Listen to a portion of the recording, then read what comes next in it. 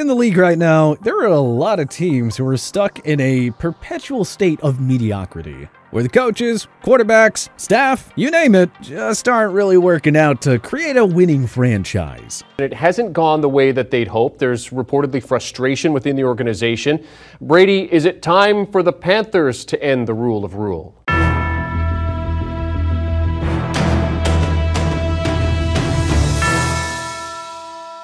Success in the NFL is fleeting. How often do we see an up-and-coming franchise lose a couple of big games, and then, next thing you know, it feels like they fall into NFL purgatory. Not a legit contender, and not bad enough to get a high draft pick the following year. And around they go. At a certain point, it's better for a lot of these teams to just cut their losses and clean house. Let's take a look at NFL teams that absolutely need to get real with themselves and clean house now.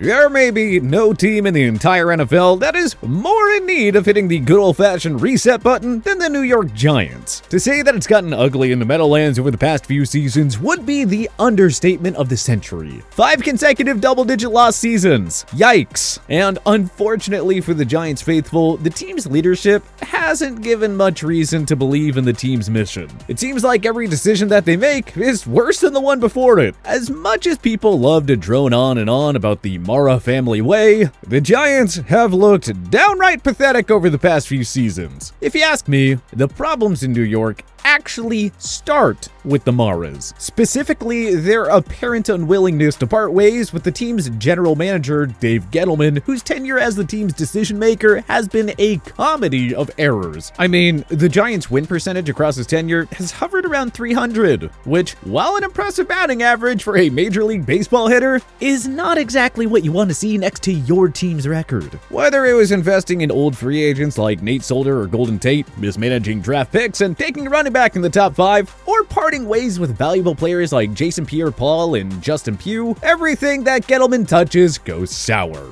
At this point, the Maras need to cut their losses, get Gettleman out of town, fire Joe Judge, the disastrous head coach that Gettleman hired, and part ways with Daniel Jones, his franchise quarterback. Otherwise, it'll just be a whole lot more of the same nonsense in the Big Apple. And not for nothing, it's gonna be uphill sledding for whoever eventually does replace Gettleman in New York, because of the ugly cap situation he's put this organization in. The Carolina Panthers, Gettleman's former team, is also in desperate need of cleaning house, because at this point, it seems evident that the whole Matt Rule experiment isn't working. Since the Panthers brass brought Rule into the fold back in 2020, it has been ugly. As it stands, the team has won half as many games as they've lost, and Rule constantly seems overmatched by the opposing coach. His time as the Panthers head coach has been a far cry from the success he had in the college ranks, when he was an integral part in turning around the football program at Baylor University.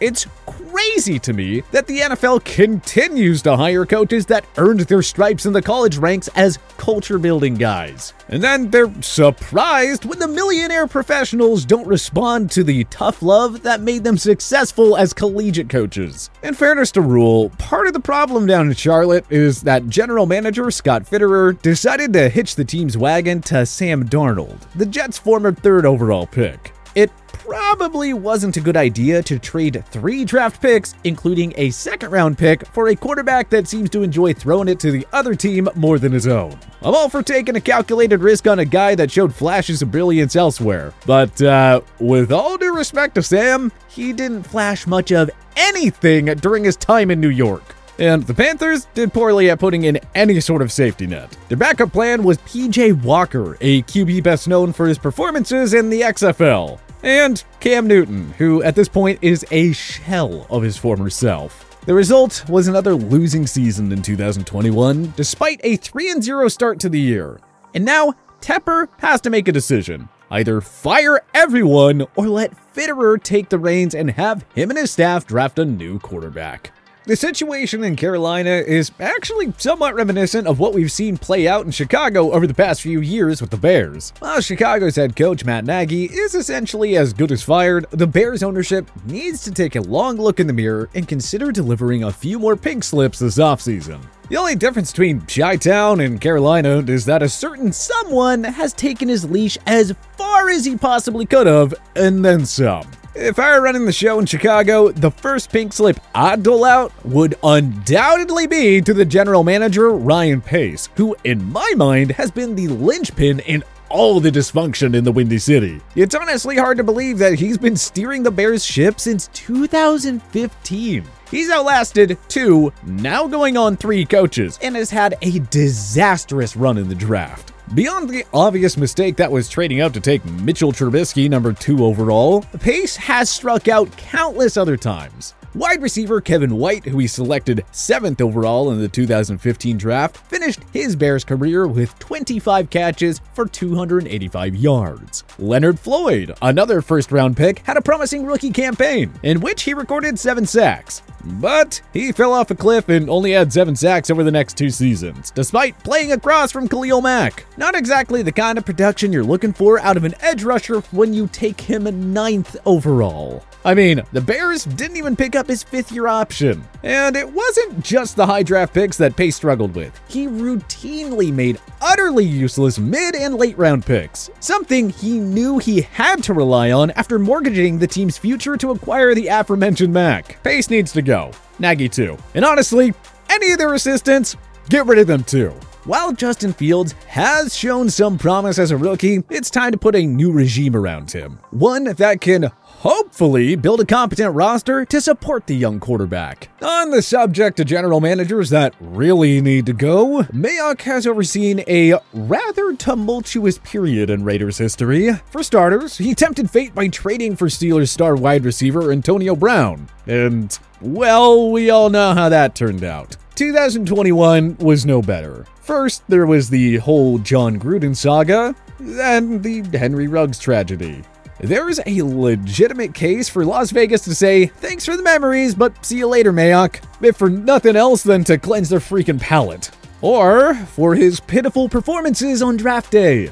Despite having so much additional ammo from the Mack deal with Chicago, 3 first-round picks, and he went with a running back in Josh Jacobs, who has been good, but injury-prone and plays the most replaceable position in the game. Defensive end Clelin Ferrell, who's had just 7.5 sacks as a pro, and safety Jonathan Abram, who has been okay, but hasn't proved to be worthy of the first-round price.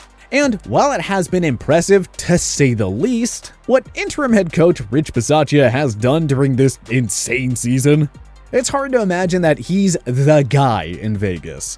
He seems much more of a rah-rah shot in the arm kind of interim head coach than someone who's capable of directing personnel decisions and the X's and O's on a year-to-year basis. While the Raiders brass should be grateful for all that Bisaccia has done in this challenging season, it would be a huge mistake for the Raiders to make an emotional decision and bring him back as the head coach going forward.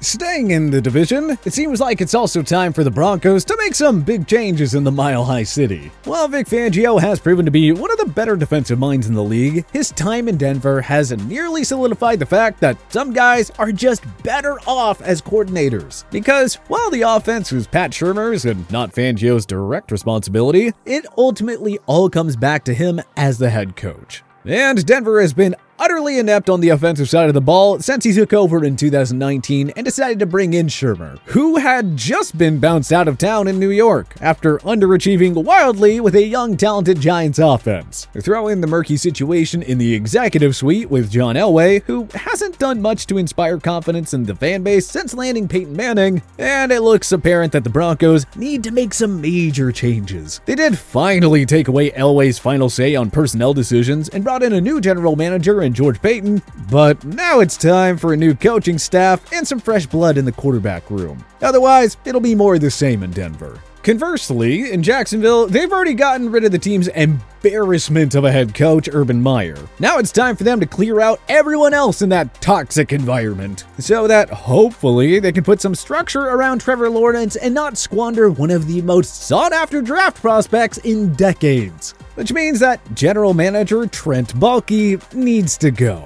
Since he joined the team as a director of player personnel in 2020, the Jaguars have gone 3-26, which somehow earned him a promotion. Shad Khan needs to quiet his ego and find an experienced general manager. Let him pick the new coach and go from there. Last but not least, we have two of the most successful organizations on this list, both of which are in need of starting over: the Seattle Seahawks and Minnesota Vikings. Starting with the latter, it's clear that the Mike Zimmer-Kirk Cousins experience in Minnesota is over. While both have put up decent numbers over the past few seasons together, it seems unlikely that they have what it takes to get over the hump and become real contenders in the NFC. Rick Spielman, the team's general manager, has done well with the player personnel decisions over his 10 years with the Vikings, both with first-round picks like Justin Jefferson and undrafted guys like Adam Thielen, not to mention guys like Stephon Diggs, who are no longer with the team. Minnesota would be wise to keep Spielman and let him try his luck with the new head coach and new quarterback, in the hopes that they can capitalize on all the other talent that he's brought into town.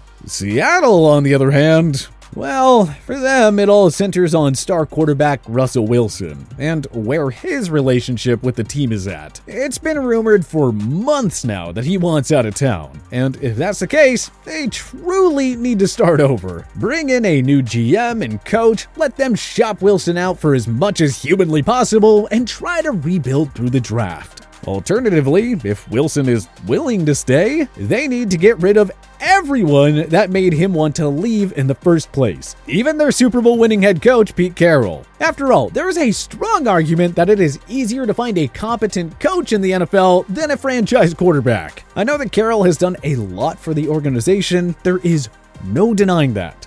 But, as they say, all good things must come to an end. And it seems unavoidable that Pete Carroll's time in Seattle is just one of those things.